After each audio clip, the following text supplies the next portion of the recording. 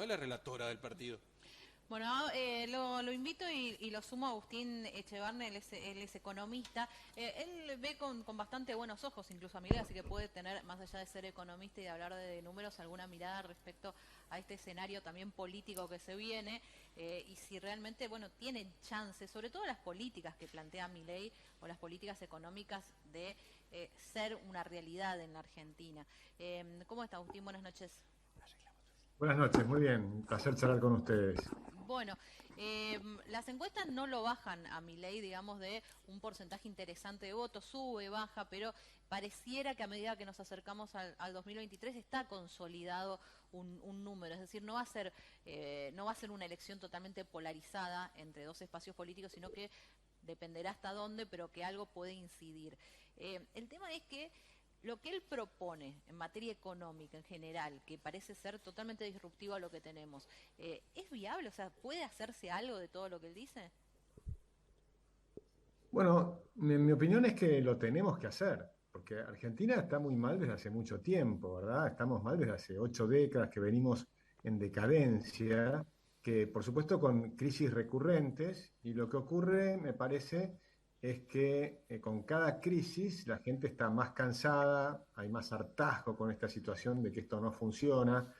Y la irrupción de Milei, yo creo que contribuyó, junto con otras personas, con José Luis Espert, López Murphy, que venía hace mucho más tiempo, si quieres, tal cual, con otros modos y demás, pero en el fondo diciendo cosas muy parecidas, contribuye a que la gente vaya comprendiendo cuál es el problema de la Argentina.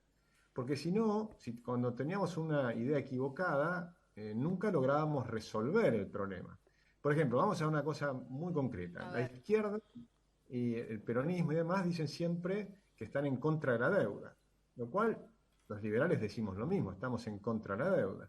Pero entonces hay que ver por qué tenemos cada vez más deuda y por qué en un momento dejamos de pagarla, después hacemos una quita del 75%, o sea, de cada $4 que nos prestaban, les devolvimos uno, ¿no? Y por qué entonces volvemos a tener un nivel de deuda mayor que antes. Entonces hay algo, hay un problema congénito de algún tipo que nos hace que estamos permanentemente en el error.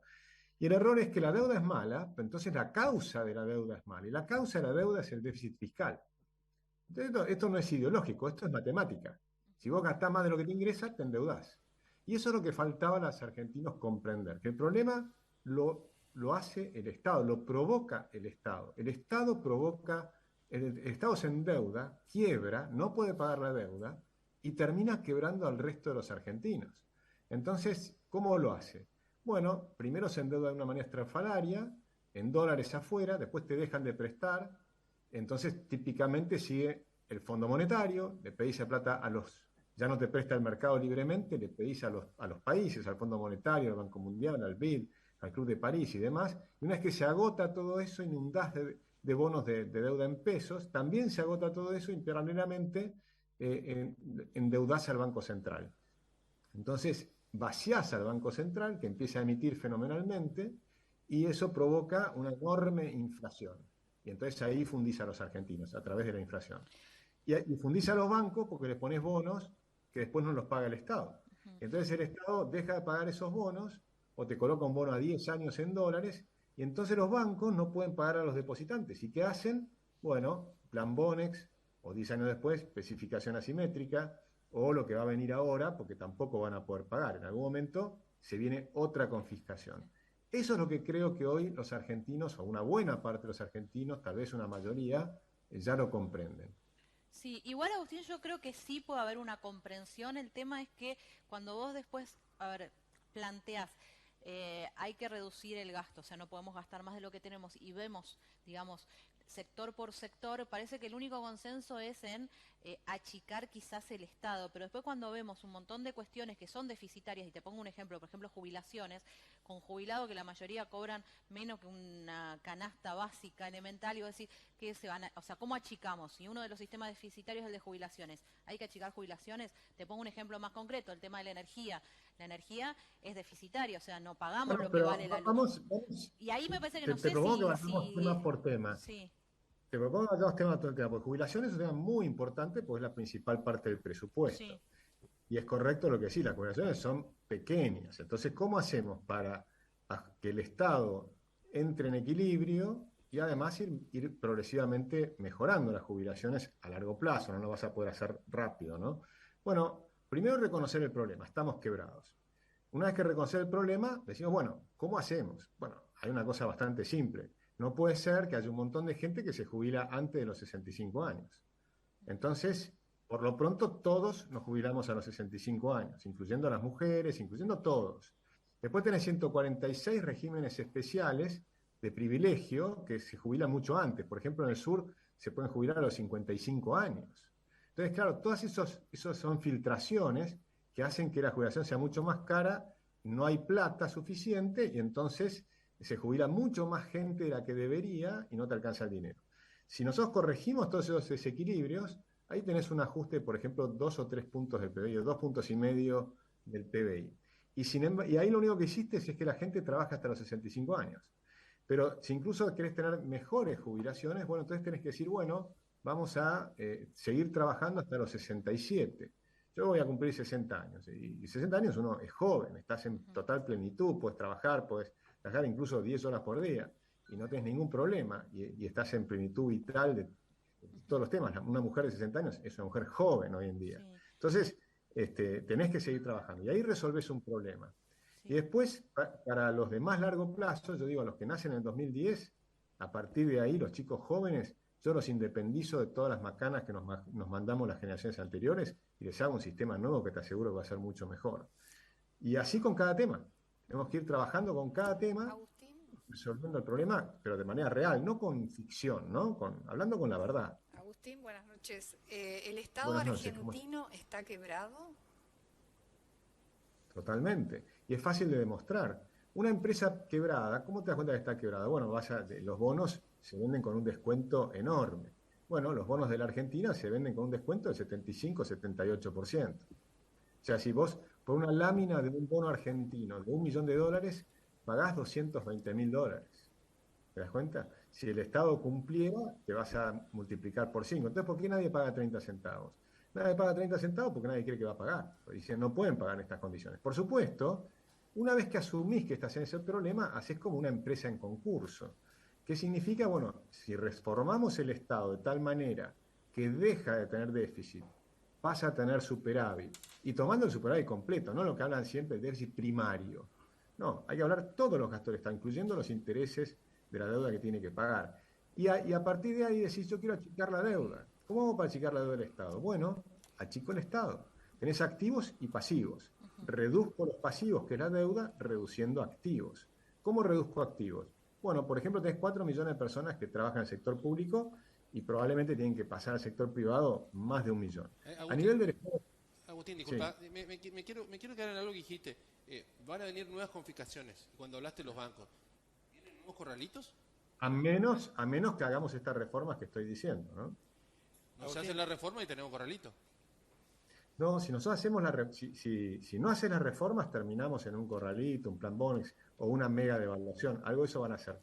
La Agustín, alternativa que nosotros proponemos para no confiscar a la gente es respetar los derechos de propiedad.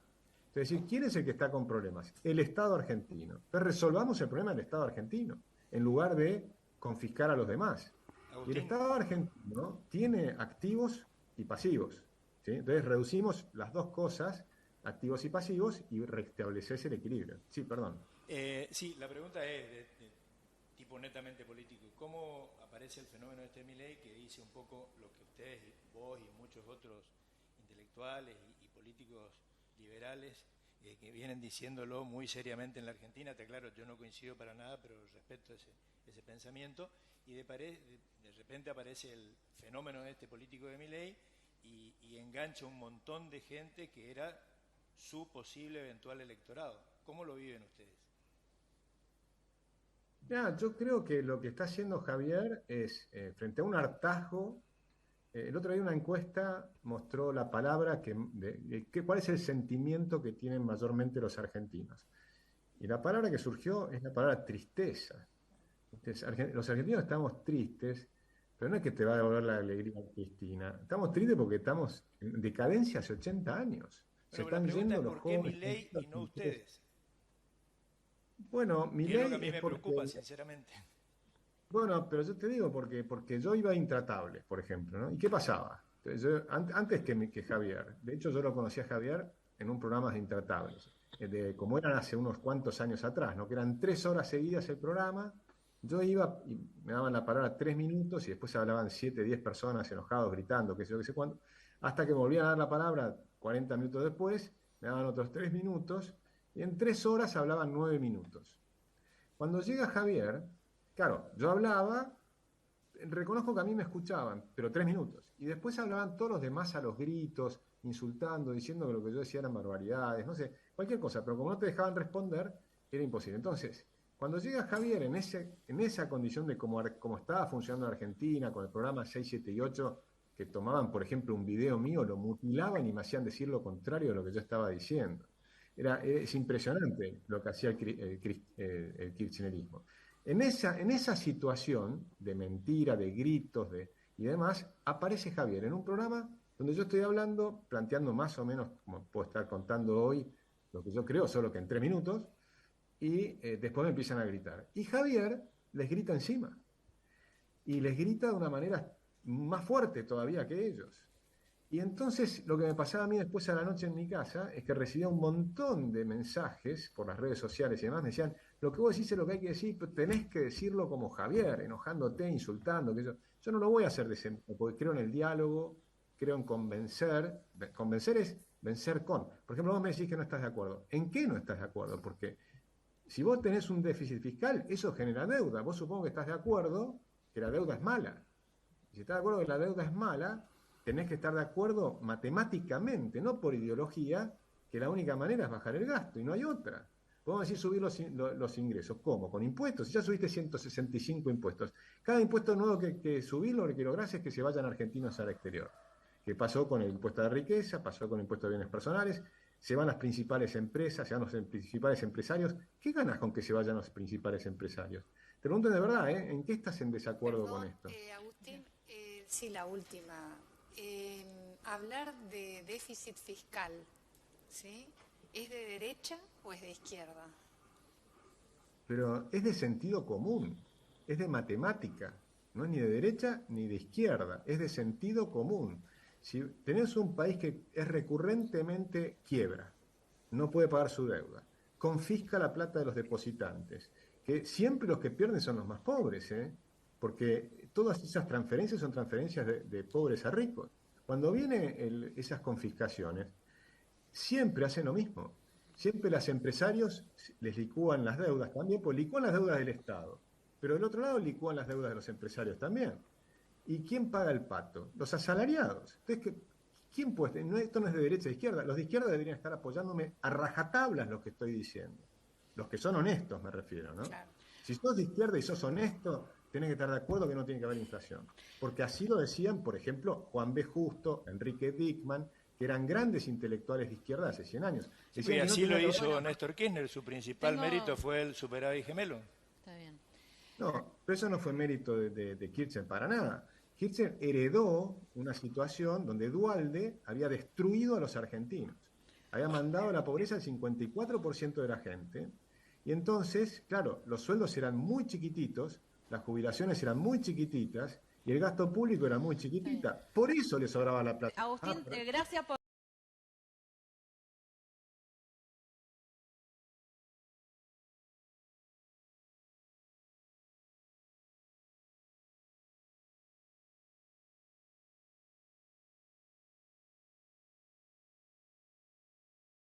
Público era muy chiquitita. Por eso le sobraba la plata. Agustín, gracias por... Bueno, muchas gracias.